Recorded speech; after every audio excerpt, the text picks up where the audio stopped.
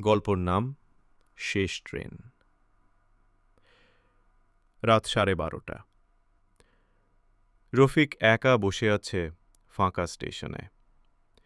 শেষ ট্রেনটা আসার কথা ছিল 10টায়, কিন্তু সে শোনে রেলের হুইসেল।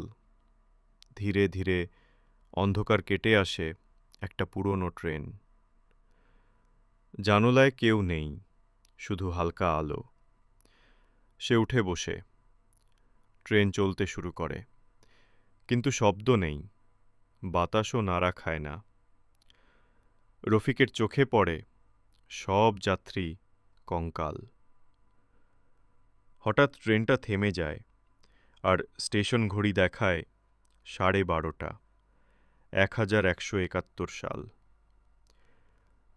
রফিকের গলা শুকিয়ে যায়। নিজের নাম লেখা দেখে পুরনো যাত্রী তালিকায়।